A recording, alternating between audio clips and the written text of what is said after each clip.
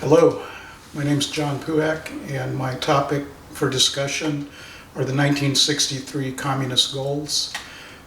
This consists of 45 stated goals that were read to Congress in January of 1963 and is part of the Congressional record.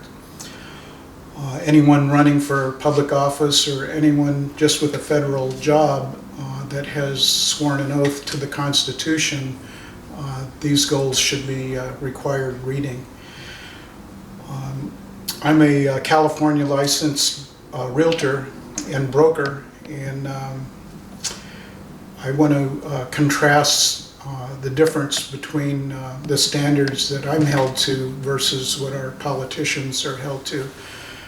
With respect to being a realtor belongs to the National Association of Realtors as well as state and local associations, and we subscribe to their code of ethics. And the preamble to their code of ethics, or our code of ethics, is the golden rule: do unto others as you would have them do unto you. And for the most part, we walk our talk. We're held to a standard of honesty in dealing with the public and dealing with other realtors. In a court of law, in disclosure cases, for example, we're held to a standard of should have known. For example, a judge can rule that a real estate professional should have known a condition exists that affects the value of the real estate. And I bring this up because our politicians and public servants are not held to this standard. And maybe on paper they are, but in practice they're not. And because there is no accountability, it is incentive for them to continue to lie and to deceive the public. Can be punished for lying to Congress, but there's no reciprocal standard. A member of Congress or Senate can lie to the public and they get away with it. And because they get away with it, because there's no accountability, it actually incentivizes them to be deceptive and to continue to lie. The should have known standard should apply to our politicians. The fact that 1963, this document existed in our congressional records, and we've not heard about it until recently, and for that reason, I believe our politicians have betrayed us for decades. I mean, they should have known, and they should have made it public, or at least educate the public as to the existence of this insidious enemy that has infected every aspect of our society. I'm sad to say that most of these 45 communist goals have been accomplished. I will quickly go over goal number 1 through 20, and then I will read each one separately after that, 21 through 45. With respect to goals number 1, 2, 3, and 9, they have to do with promoting disarmament and using threats of nuclear war to get the USA to appease and capitulate to the USSR, which no longer exists. But these tactics are now front and center with our dealings with Ukraine. Instead of reciprocating with our own fear tactics, Joe Biden caves to the pressure from Russia, probably because he's compromised by Russia, Ukraine, and China from his own corrupt dealings over the decades as a senator and vice president. And this is documented in several books. My favorite is Culture of Corruption by Peter Schweitzer. Very well researched book on the corruption of our mostly Democrat politicians. But Republicans are not all clean on this either.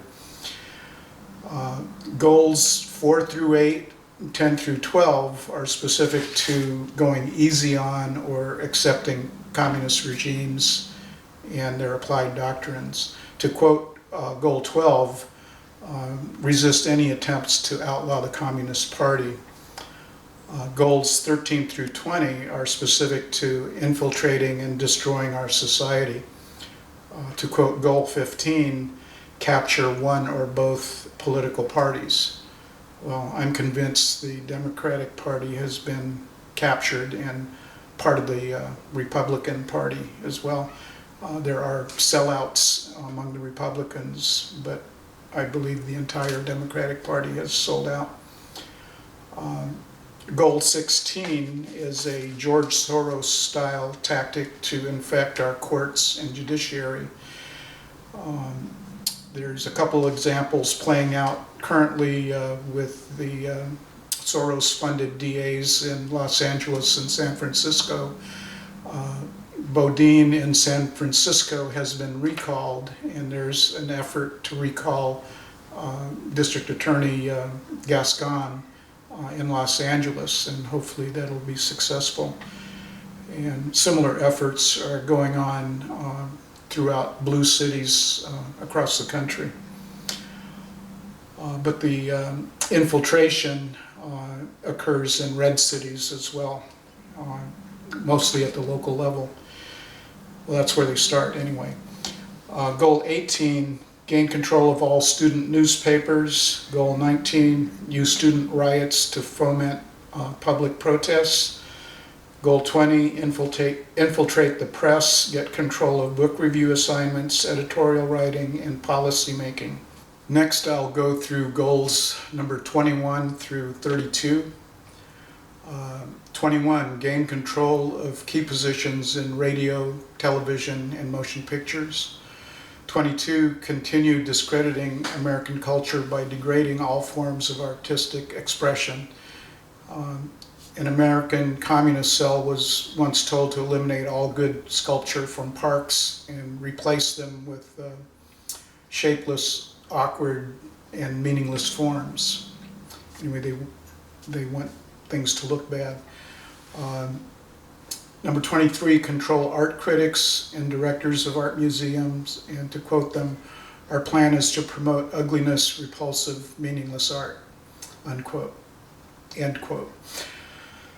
Number 24, eliminate all laws governing obscenity by calling them censorship and a violation of free speech and free press. Number 25, break down cultural standards of morality by promoting pornography, obscenity in books, magazines, motion pictures, radio, and TV. Number 26, present homosexuality, degeneracy, and promiscuity as normal, natural, and healthy. Number 27, infiltrate the churches and replace revealed religion with social religion, discredit the Bible, and emphasize the need for intellectual maturity, which does not need a religious crutch. 28, eliminate prayer or any phase of religious expression in the schools on the grounds that it violates the principle of separation of church and state. And just to emphasize, these goals have actually been around since 1958, and 5 years later they're read to Congress. 29, discredit the American Constitution by calling it inadequate, old-fashioned, out of step with modern needs, and a hindrance to cooperation between nations on a worldwide basis. 30, discredit the American founding fathers, present them as selfish aristocrats who had no concern for the common man. 31, belittle all forms of American culture and discourage the teaching of American history on the grounds that it's only a minor part of the big picture. Give more emphasis to Russian history since the communists took over. Number 32, support any socialist movement to give centralized control over any part of the culture, education, social agencies, welfare programs, and mental health clinics. So all these social benefits, they don't want to operate efficiently. They want the chaos. Okay, next I'll go over goals number 33 through 45. Number 33, eliminate all laws, procedures which interfere with the operation of the communist apparatus. That's kind of a carbon copy of goal number 12, it's just restated. Number 34, eliminate the House Committee on Un-American Activities.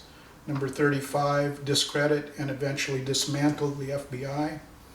Number 36, infiltrate and gain control of more unions. I think they've taken over a lot of the school unions, as well as the government employee unions. Number 36, infiltrate and gain control. Oh, I just read that. Number 37, infiltrate and gain control of big business. And we see how big business has often gone woke. You have Coca-Cola, Disney, a lot of huge corporations that have gone woke, and professional sports as well. And I'm just disgusted by that personally. Number 38, transfer some of the powers of arrest from the police to social agencies. Treat all behavioral problems as psychiatric disorders, which no one but psychiatrists can understand or treat. Okay, defund the police, reimagine the police, whatever, how's that working out? It's not. It's just, but it's part of their goals, and they've accomplished that one big time. 39, dominate the psychiatric profession and use mental health laws as means of gaining coercive control over those who oppose communist goals. Number 40, discredit the family as an institution. Encourage promiscuity and easy divorce. Number 41, emphasize the need to raise children away from the negative influence of parents. Attribute prejudices, mental blocks, and the retarding of children to suppressive influences of parents. Okay, give me a break. That, thank God, has been defeated in the recent Virginia election, where and if one thing good came out of the pandemic, it's that with the homeschooling and the mama bears that I call them, discovered the crap that was being fed to their children through their school curriculum. And that's an ongoing battle in many cities right now, and even in San Francisco. As liberal as they are, the parents don't want to abdicate, their rights over their kids to the state, which is what Marxism wants to do. And with regards to discrediting the nuclear family, the Marxist Black Panther Party and BLM, the Marxists have specifically targeted our black population in de-emphasizing the nuclear family. The absence of fatherhood is a huge problem in mostly Democrat-run cities where there's black-on-black violence, and there are many conservative blacks that will speak to this. Candace Owens is one of my favorites, and Thomas Sowell. Thomas Sowell has a great book, Black Rednecks and White Liberals, which goes into race relations and how the left is manipulating through a false social justice war, and involving critical race theory and other things. The 1619 Project, trying to rewrite our history. So anyway, a lot going on today that is explained by this 1963 document. To go on, number 42, create the impression that violence and insurrection are legitimate aspects of the American tradition, that students and special interest groups should rise up and use united force to solve economic and political and social problems. Number 43, overthrow all colonial governments before native populations are ready for self-government. Number 44, internationalize the Panama Canal. It's happened a long time ago. And lastly, number 45, repeal the Connolly Reservation so the United States cannot prevent the World Court from seizing jurisdiction over domestic problems. Give the World Court jurisdiction over nations and individuals alike. So here's this emphasis on the state over the individual. With Marxism, you have the state reigns supreme and has sovereignty. With capitalism and the America First doctrine, the individual is sovereign.